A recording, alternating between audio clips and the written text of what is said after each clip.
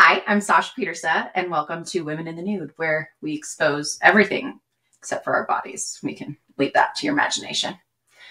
And I'm so excited to introduce Taylor. Hi, everyone.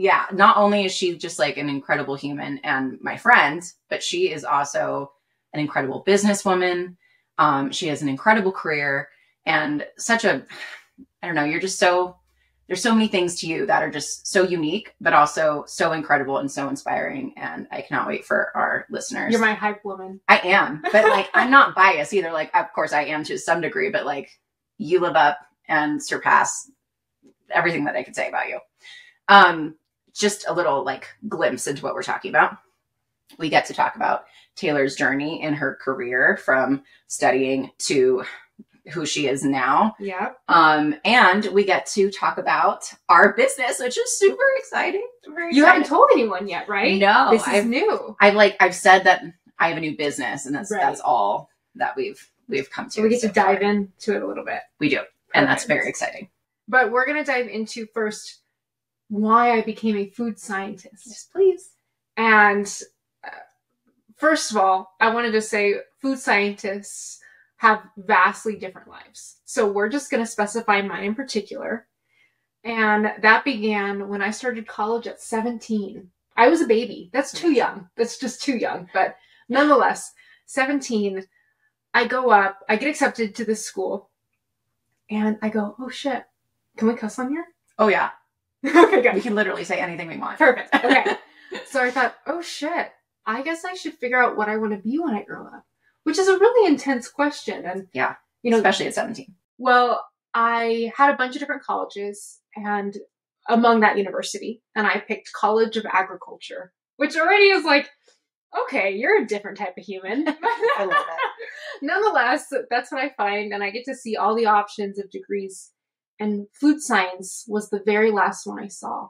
And I had never even heard of that before. But as soon as I saw it, I said, that's what I'm doing. This is my life now. I'm going to check this out. And I have loved it ever since. There's no going back. That's how I got my degree. And now out of college, have to find a job. And you're like, what kind of job can you even get from this? Yeah. And you don't realize how, I mean, maybe you too, right? You eat food every day. I'm going to pause you for 1 second because you told me something when you were explaining your journey that I really want people to hear, which is how hard and how easy certain things were when you were studying. Because you talked about a professor with me. Oh. And even if it's just small, if you want to recap. Yeah. Or if you don't want to talk about it, you can just totally cut out. But I think it's really cool for people who are studying or like maybe even want to go to that field or whatever. I think there's some really cool lessons in there. So we don't mind. Yeah, let's jump into this little hole, shall we? So essentially, I'm going to say in the kindest way that I can for myself, I'm not the brightest. And hear me out. That's how I felt in school, growing up my whole life. You know, I had to be in extra education programs because it just didn't come easy. It just wasn't inherent for me. And I go into college and it's intense. You know, every class is do or die, and I want to do well. I do that to like a detriment of myself. I want to do so well at something, but it was very challenging because I'm not a good test taker. I'm the worst ever since I was a little kid. Like it doesn't happen. It just, anyway. And the hardest class for me ever was Music 101, which people are like, come on, really? Are you kidding me right now? Not musically talented at all. Just throw that idea out the window. That is not me. But I love science.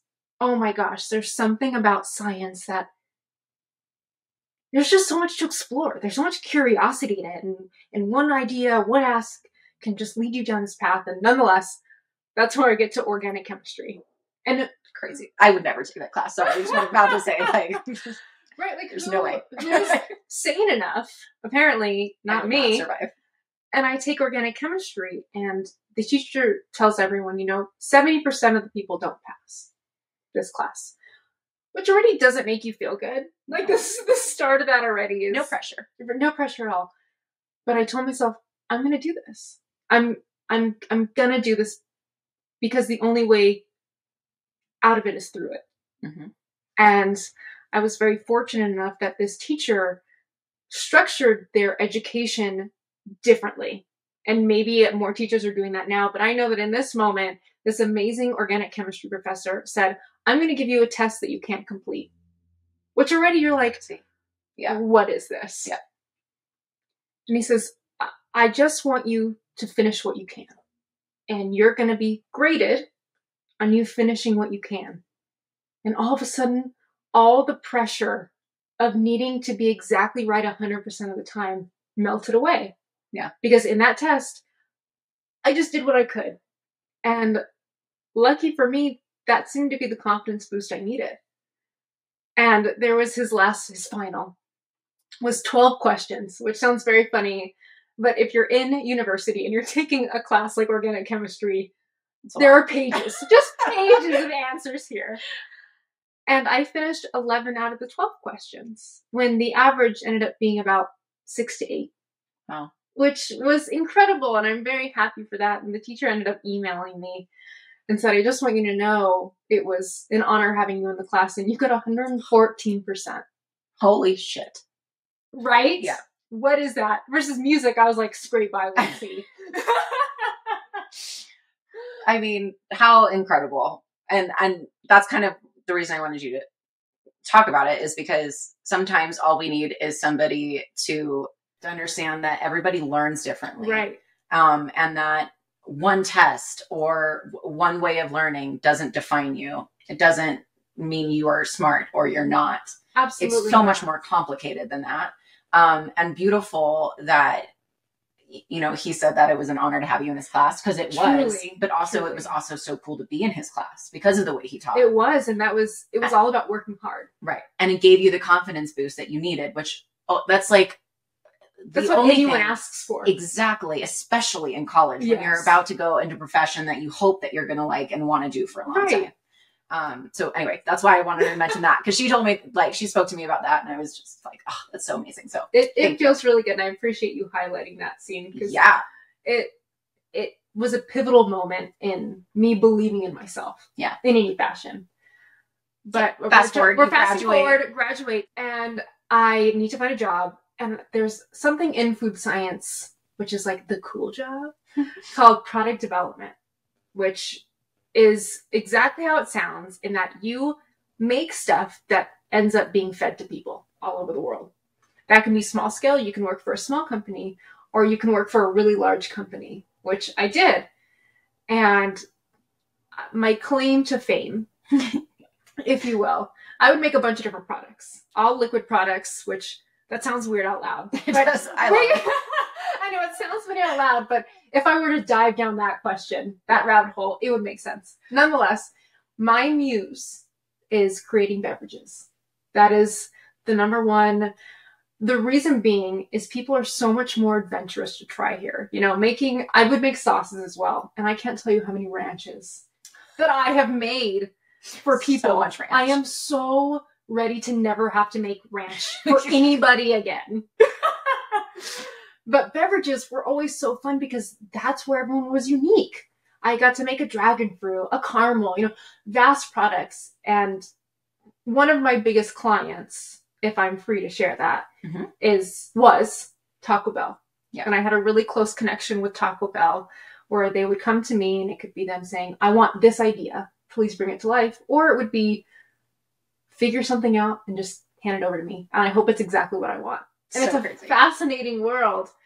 But that's what I did for years and years and years. But now I'm here in Colorado with you. Yes. And I'm getting to make a product with our name on it. So yeah, I guess it's time to talk about our business and reveal it. Cannabis. Cannabis-infused sparkling beverage water thing. Yeah, cannabis-infused social beverage. That's right. Sasha and I are kind of like the main two gals. Female founded, celebrity endorsed. You're a food scientist who actually created the product. We didn't like outsource and be like, can you like create this for us? Goodbye. No offense. Make it sparkly. But yeah, exactly. Yeah. With our product, we are dedicated to making sure that not only do you understand everything on your ingredients list, but to know and trust that Taylor is creating that so that you know that every ingredient is also has a purpose. It always has a purpose. Everything in our product has a purpose. And what's great is we're low sugar. Yes. Which was really important to me, which I'm super proud of. Well, we wanted to be sure to meet your keto diet. That was right. That was one of our guardrails, which is important because I got to challenge myself by meeting what you needed to get the best product that you could also enjoy. Yeah. So that was definitely important to me. So because of PCOS and following that low carb keto diet, I wanted to make sure that, you know, my only option wasn't just like a high sugary carb loaded edible. Nor did we want to make that. Right. We wouldn't even want to make that. But like, I love that it's something that I personally will be consuming because we almost like, you know, not almost, we did. We made this product for ourselves selfishly as well as to share it with you. I wonder if you don't mind making this like a 2-part question. Okay. One being your background and what a food scientist actually is. Yep. How it comes about and like what goes into even making something like this. Because I know you love beverages, but like, how do you do it? Yeah. What your experience with cannabis is, how you consume it, why you love it. So I highly presented the idea of cannabis to Sasha in an incremental way. She's known me for so long. And like her, I did the DARE program in elementary school. So I truly thought that even knowing what a drug looks like meant that, it was going to go on my permanent record. You're down. And I was done. I was done. My life was over. And that's just how we grew up. Yeah.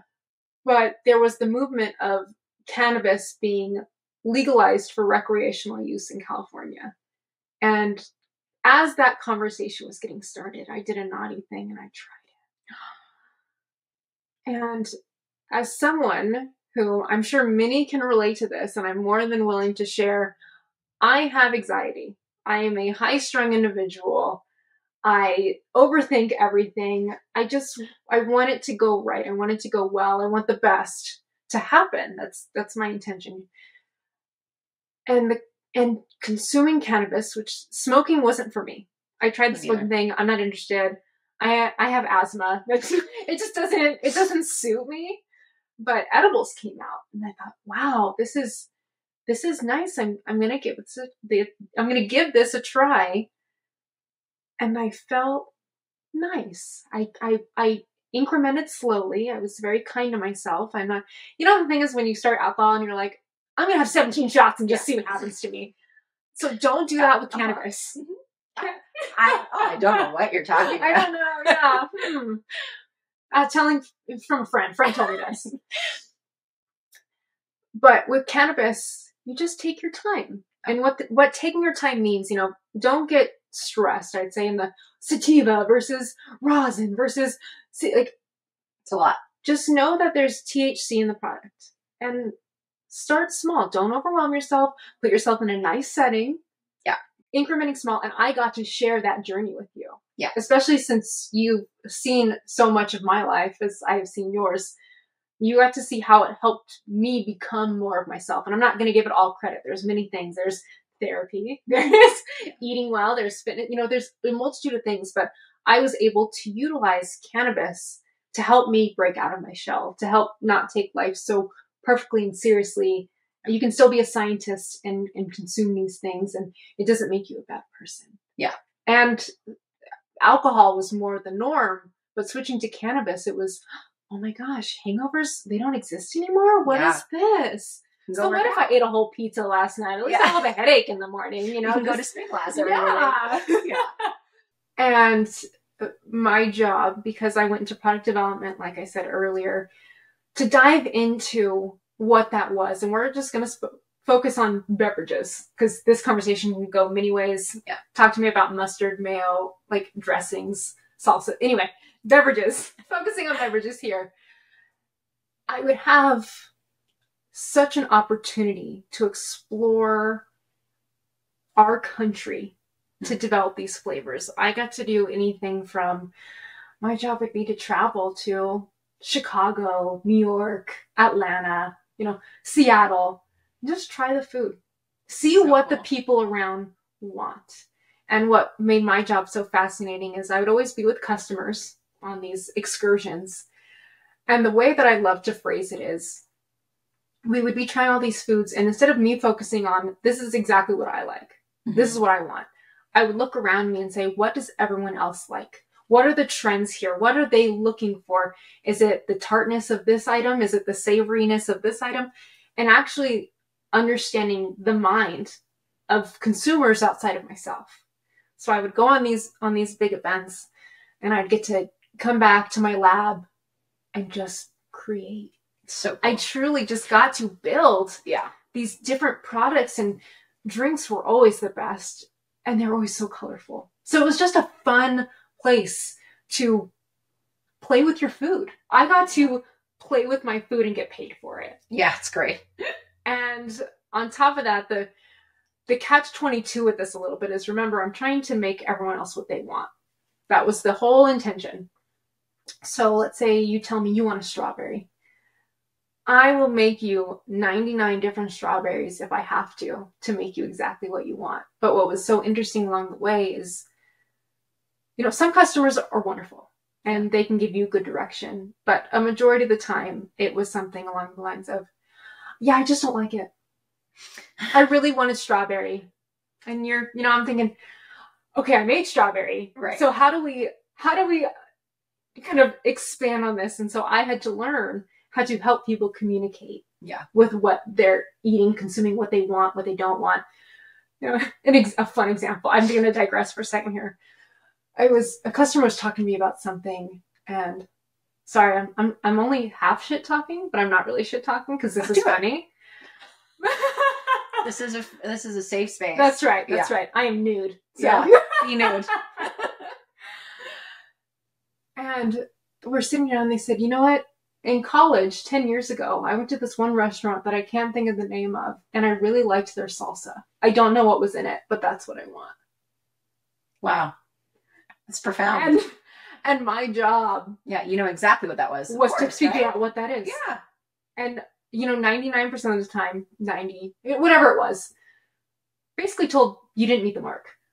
You didn't do it. You didn't, you're not understanding me. You don't get what I want. This is constant. And my job was to get back up, try again, 110% of effort to try to get you what you always wanted. But now with this one, to move over, I am very grateful for having that path that taught me to have thick skin. Yeah. I imagine cooking meals for everyone all year long and maybe 3 of them work out. Like that just, that's kind of how it felt, but on a large scale. But when it was successful, I fed millions. So my product was out there and no one knows it. No one knows my name. And I didn't want them or need them to, because I never put that on me. It was just, I was making their dream come true. And if they hated it, and they didn't know it was you. Right, pretty much.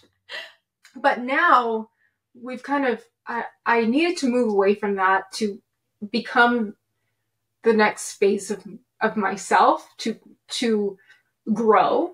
And that was creating our products. And what made that so exciting was, you guys all know my passion. We all talk about food together. Yeah. And I love to share my love of that. There's a curiosity to it. And now we have these 3 beverages, and they have our names on them. And they're ours. They're what we want. And so it's the first time of saying, what do I want? What do we want? And what do we want to give to the world? And that's Hippie Water. I don't think we've ever used the name yet in this podcast. Yeah, and it's Hippie Water. It's Hippie Water. Have we not? No, that was a mistake. Honestly, it was the buildup. We just I really wanted to work our way up. Anticipation building. Yeah, Hippie Water, and I love the name. I love the name, but also it gives us a chance to talk about Hippie Couture. It does.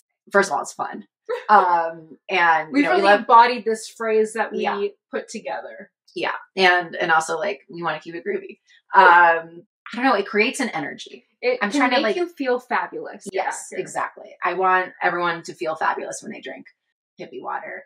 I kind of like the hippie idea of sometimes I'm just out in my backyard and I'm just feeling the sun or feeling the breeze, seeing the seasons change, and just really wanting to take that deep breath and enjoy it and appreciate it and respect it. So as much as we want the fabulousness too, this is entirely a different kind of fabulous to feel. Like, it is a broad scope. You can be in the sweatpants, sports bra, no pants. I'm a no bra fan. I don't. Yeah. We don't have, at our company, we don't have to wear bras. It's true. That's what's so amazing about we are Hippie bra Water. optional. What I just want to mention this, and please continue if you have more to say about it. But I think that is actually a perfect example, because we want you to be able to consume hippie water in the way that you like to consume it. Whatever that is, whether that's alone, whether that's with a small group of people. Like a nice bubble bath. Whether it's just self-care, whether it's vibing with people. At a barbecue while everyone else is drinking beer and you just want another option. Yeah. And it really is, it's however it suits you. And we want you to feel fabulous in whatever setting you choose. I'm just happy that we're sharing this now. Yeah. It's like super, it's a relief in so many ways. I'm sure.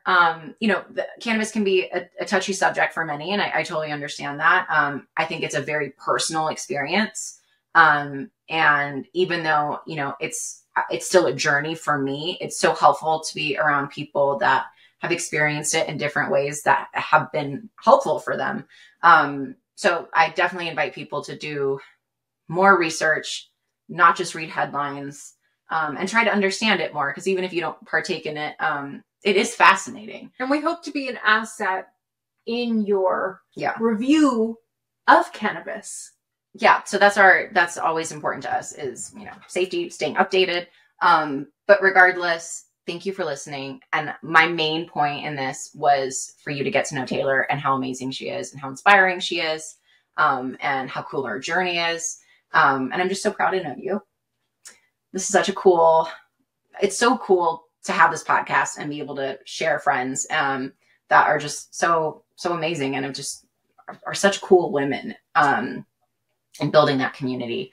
But I do always ask a fun question. Let's hear it. No matter how serious we've got or whatever we talk about. What makes you feel sexy? Ooh. What makes me feel sexy? Does not have to be sexual. Whatever makes you feel sexy. It could be, it could be anything. I like this question. Okay. So my answer is the non personal appearance. Well, maybe it is. Speaking of in the nude, a place that I just feel incredible. When I'm thinking of sexy, I'm thinking of truly just embodying myself and feeling good about it is at the Korean spa when I go. And I know that we've had different Korean spa experiences. Yeah, completely opposite. I'm happy for you. I'm happy with your experience. That's my number one place. Yeah, it is. Talk about that. A space where you can truly be nude.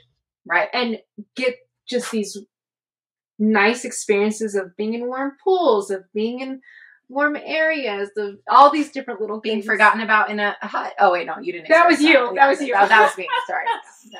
But mine has always been pretty wonderful. So that would be my number one. And then my number two is when I have taken the time to see my dog be very naughty.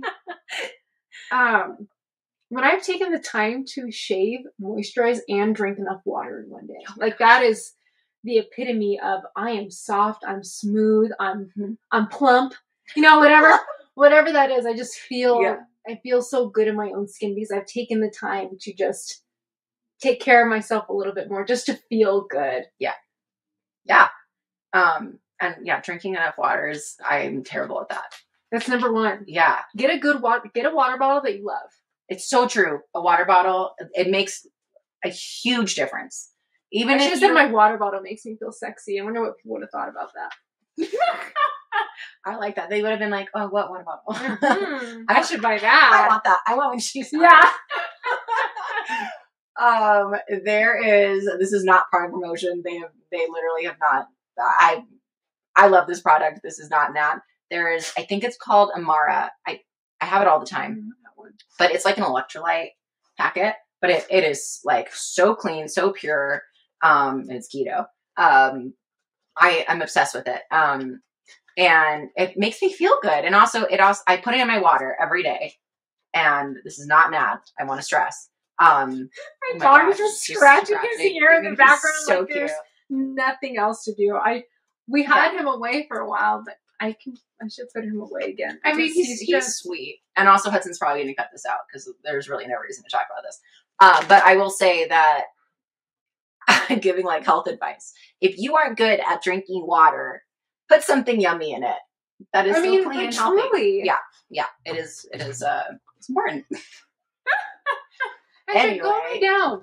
Just go. You've done enough. But he's so sweet. I know. He just wants to hang out with his ears. So bad. Yeah. He's used to getting all my attention, but now I'm sharing it with you today. And that's sorry. That's asking a lot. Got used to Sasha. I thought she was okay, and now I'm not so sure. I'm like, I get it. But I think we've done a good job. And I haven't had a moment to say thank you for giving me the opportunity to just take a moment on your platform. Oh, right. Truly, you have really embodied sharing who you are in such a way that's really beautiful and impactful. And I know you don't like the term celebrity, but your opinion matters to people. And I'm grateful that you believe in me enough to put me on it with you. Oh, it's really sweet. I'm terrible at taking compliments. I'm like miserable at it. That is something that I'm working on. So I'm just going to say thank you. Yep. And I'm going to slowly process it. Yeah. And I'm going to leave it at that. But until next time, because we literally we could talk forever. We could talk forever. And especially with your job in science and all that stuff, there's always stuff to talk about. Always. So thank you guys for listening. Tune in, comment, please, if there are any questions, we are here. Please. Taylor is please, would love it. And so whether it's, about her process of becoming a food scientist, if it's about our drink Hippie Water, if it's, even if it's just about business, how we started, it's such a unique process. And or books or gardening, truly. Ultimate plant lady. Yeah. So yeah, lots. Comment, ask us questions, do it all. Do it all. Do it all. Do it all with us. Yes. Yeah. We'll be sharing our journey. So absolutely. Yeah. Yeah. There's a lot to look forward to. All right. Well, as Alex always says, stay groovy. And that's a wrap on another empowering episode of Women in the Nude. The conversation doesn't stop here. Stay connected with us by following us on Instagram, Women in the Nude Podcast, for behind-the-scenes sneak peeks, thought-provoking quotes, and updates on upcoming episodes.